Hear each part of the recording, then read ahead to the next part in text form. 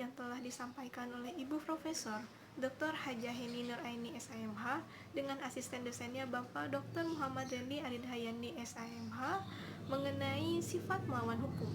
Suatu perbuatan atau suatu tindakan dapat dikatakan sebagai melawan hukum apabila perbuatan tersebut telah dirumuskan dalam suatu delik sebagaimana telah dirumuskan dalam undang-undang. Sifat melawan hukum ini terdiri dari dua bagian. Yang pertama adalah melawan hukum formil dan melawan hukum material. Suatu tindakan atau suatu perbuatan dapat dikatakan sebagai perbuatan hukum formil apabila tindakan tersebut telah dicantumkan sebagai tindak pidana dalam undang-undang dan telah diberikan sanksi. Dan suatu tindakan ini dapat dihapuskan apabila tercantum juga dalam undang-undang. Dari kedua hal ini dapat disimpulkan bahwa suatu perbuatan dapat dikatakan sebagai melawan hukum formil apabila bertentangan dengan undang-undang tertulis.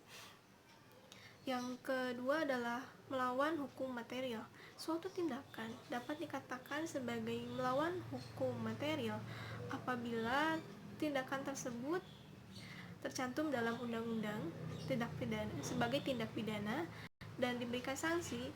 Juga tindakan tersebut bertentangan dengan asas-asas hukum tidak tertulis, dan suatu perbuatan tersebut dapat dihapuskan apabila tercantum dalam undang-undang tertulis juga suatu hukum tidak tertulis. Dari kedua hal ini dapat disimpulkan bahwa suatu tindakan dapat dikatakan sebagai melawan hukum material apabila tindakan ini bertentangan dengan undang-undang atau hukum tertulis dan hukum tidak tertulis atau kebiasaan atau adat istiadat.